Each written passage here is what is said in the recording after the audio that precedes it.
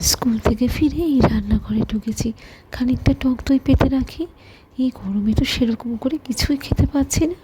আমি তো প্রায় রোজই ওই ডিম সেদ্ধ আলু সেদ্ধ ভাত আর এই শেষ পাতে চিনি দিয়ে একটু টক দই, এইটাই আমার এই গরমে খাদ্য অভ্যাস হয়ে দাঁড়িয়েছে প্রায়। আরও কী বলে তো, আমাদের এইখানে তো সেরকম ঘামটাম হয় না, তবে রোদে বেরোলে পরে সে একদম অন্ধকার পরিস্থিতি, গা হাত পা ঝুলে পড়ে যায় যেন, আর সে প্রাণ ওষ্ঠাগত যেন।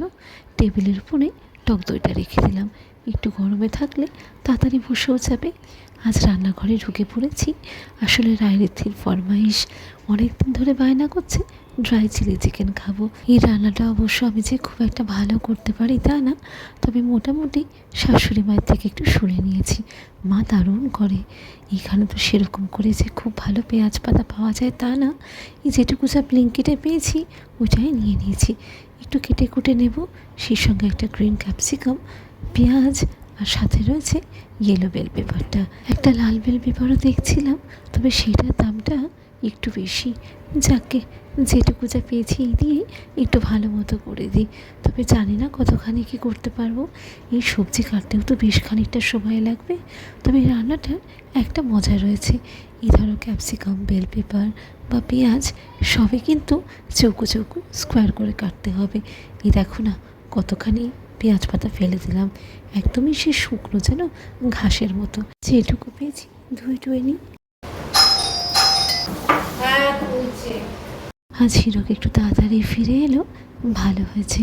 সন্ধ্যাবেলা ইচ্ছা রয়েছে কাছাকাছি ওই হস্টেল গ্রাউন্ডে একটা মেলা বসেছে, একবার ঢু মেরে আসবো। খানিকটা আদা রসুনের পেস্ট দিচ্ছি, আর তার সঙ্গে এই হালকা লাইট ভিনিগারটা, তবে এটা তো অনেক রকমেরই হয়, লেখাই রয়েছে লাইট ট্রান্সপারেন্ট ভিনিগার, ওইটাই খানিকটা দিয়ে দেবো। আর এর সঙ্গে একটু সয়া সস দেবো, লেখা রয়েছে ডার্ক সয়া সস। এটাও তো বোধ হয় দু রকমের হয়, লাইট বা ডার্ক। আমার কাছে এই ডার্কটাই রয়েছে, এটাই সাধারণত কিনে রাখি। খানিকটা গোলমরিচ গুঁড়ো, একটু নুন, আর তার সাথে সাথে কর্নফ্লাওয়ার দিয়ে দিয়েছি। তবে কর্নফ্লাওয়ার দিয়ে এই একটা ডিম দিয়ে ভালো করে ম্যারিনেট করে রাখবো। সব থেকে ভালো হয় যদি আগের দিন রাত্রিবেলায় তোমরা এটাকে ম্যারিনেট করে রেখে দিতে পারো। আমার তো ঠিক ছিল না, ওই জন্যই বেশিক্ষণ আর সময় নেব না, প্রায় আধ ঘন্টা 45 মতো খানিকক্ষণের জন্য ফ্রিজে রেখে দেবো। ভালো করে মিক্স করে নিয়েছি, তবে সত্যি কথাই তো আর একটু রাখতে পারলে পরে ভালো হতো, কিন্তু এই সন্ধ্যাবেলায় তো বেরোবো বললাম না, এসে আর কখন করব, তার থেকে ওই একেবারে ঝামেলা মিটিয়ে যায়।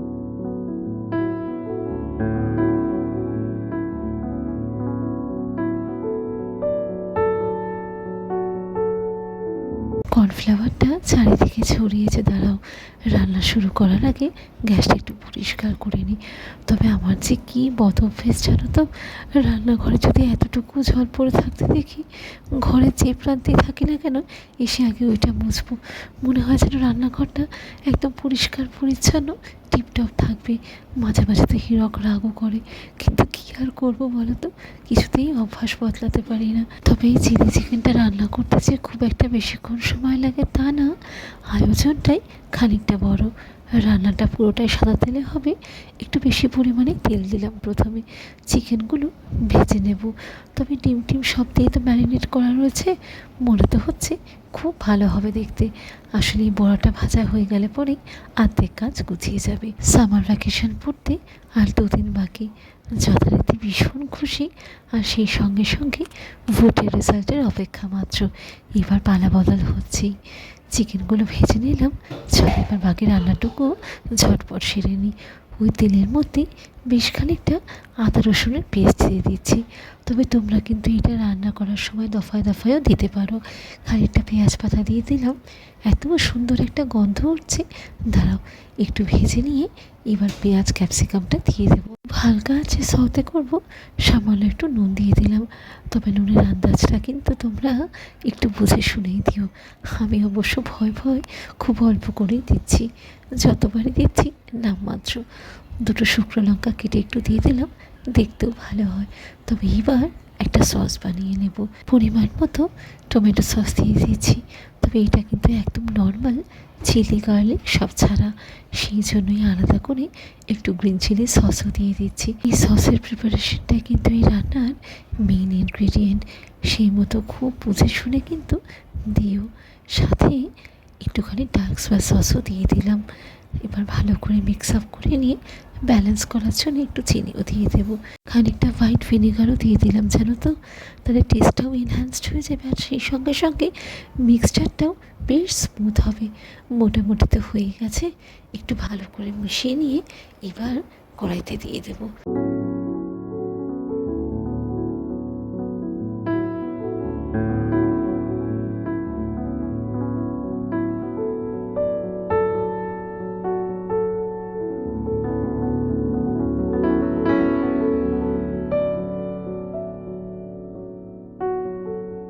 এখন মনে হচ্ছে যদি রেড বেল পেপারটা থাকতো রান্নাটা কি ভারী সুন্দর কালারফুল লাগতো বলো তো। আন্দাজ মতো চিনিটা দিয়ে দিলাম, নুনটা মোটামুটি ঠিকই রয়েছে।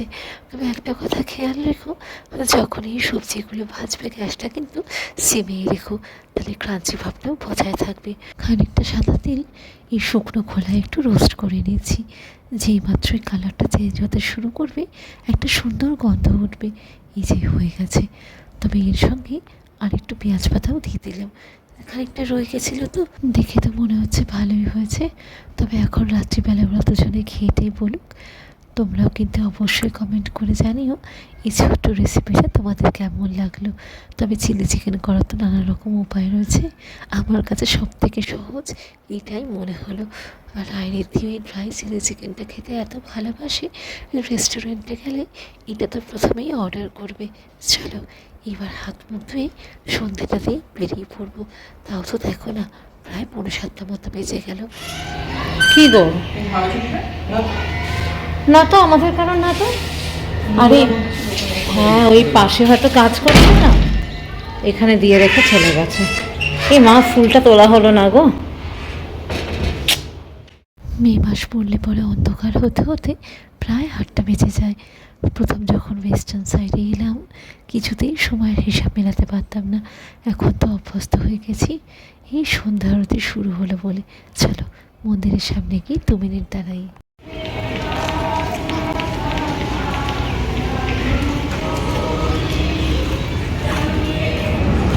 Good evening uncle, good evening. আজকাল আর আগে থেকে অটো বুক করে রাখি না, ওই যখন বেরোই হীরক চটজলদি র্যাপিডোতেই অটোটা বুক করে নেয়, টাকাটাও বেশ কম পড়ে আর সেই সঙ্গে সঙ্গে সার্ভিসটাও ভালো। রাস্তাঘাটগুলো দেখছো কী অবস্থা, একদিকে তো ফ্লাইওভারের কনস্ট্রাকশন চলছে আর একদিকে রাস্তাঘাটগুলোকেও বাঁধিয়ে বেশ উঁচু করে দিচ্ছে।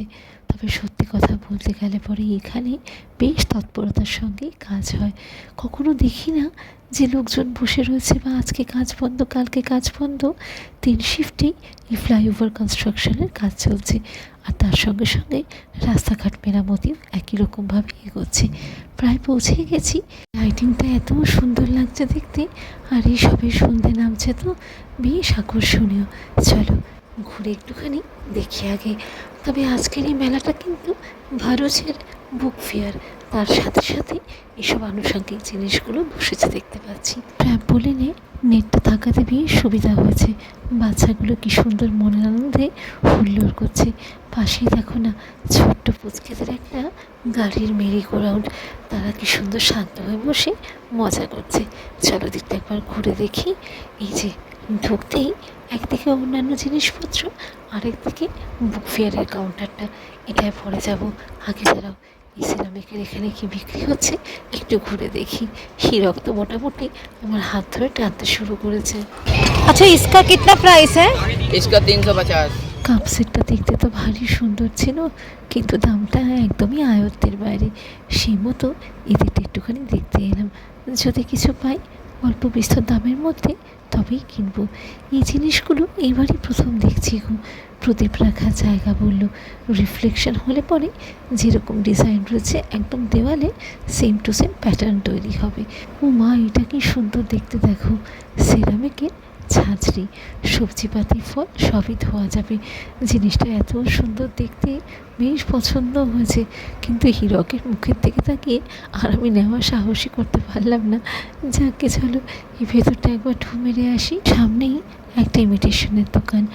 রাই বলে দিয়েছে ওর জন্যে একটা ঝুমকো কানের দুল নেব, আর রীতির জন্যে হেয়ার ব্যান্ড পাতলি।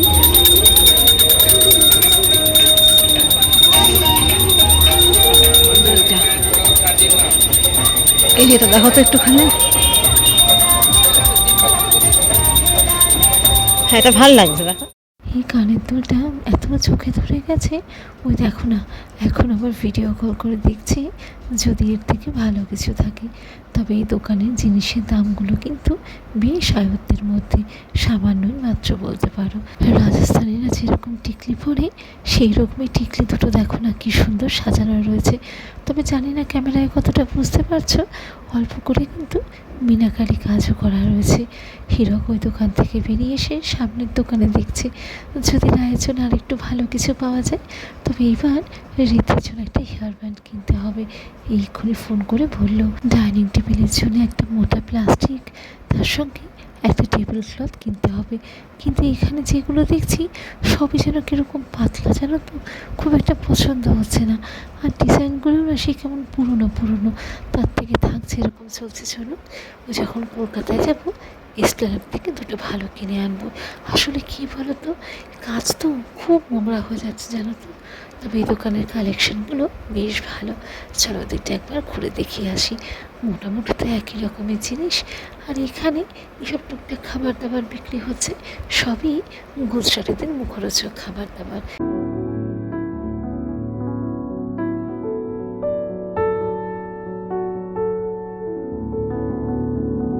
এই ছবিগুলো সবই অয়েল পেন্টিংয়ে, নিখুঁত তুলির টানের সাহায্যে অপরূপ আর্ট ওয়ার্ক।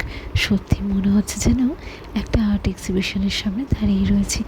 সামনের দিকে যত ছবি দেখছো সবই 3D। কিনতে তো পারবো না, ভদ্রলোককে একটা কমপ্লিমেন্ট দিয়ে এলাম। উনি এত খুশি হলেন। এই ব্যাগগুলো ছোট্টর মধ্যে হলো দেখতে বেশ সুন্দর। অনেকে এইরকম ব্যাগগুলো স্কুলে নিয়ে যায় টিফিন ক্যারি করার জন্যে। তবে দামটা প্রায় 400 টাকা মতো বলছে। এদিকটায় এলাম, এত সুন্দর একটা আচারের গন্ধ উঠছে, টক ঝাল মিষ্টি লোভনীয় আচার। তবে এই ভদ্রলোক বলছিলেন টেস্ট করার জন্যে। তবে যখন কিনবো না, শুধু শুধু সেইখানে গিয়ে জিনিসটা খেয়ে কিছু লাভ আছে কি, ওই জন্যই এদিকে চলে এলাম। দেখি যদি একটু কাপ টাপ কিছু পাই। হ্যাঁ, এই যে এখানে বেশ সুন্দর সুন্দর কাপ রয়েছে। তবে এক একটা সাইজ এক এক রকম, কোনোটা খুব ছোটো, কোনোটা আবার বেশি বড়। অনলাইনে অবশ্য মাঝে সাঝেই ওই ট্রান্সপারেন্ট কাপগুলো চোখে পড়ে, তার ভেতরে যে সুন্দর সুন্দর ডিজাইন করা রয়েছে। কিন্তু তার যা দাম, রোজকার চা খাওয়ার জন্য কি আর ওই কাপগুলো কিনতে ইচ্ছা করে বলো তো। এই কাপটা দেখলাম বেশি বড়, আবার আমার পছন্দ হয়েছিল। হীরক বলেছে না, এত বড় কাপ নিয়ে লাভ নেই, যাকে রেখে দিলাম। চলো দেখি ওই দিকে আর কি আছে, একটু ঘুরে দেখে আসি।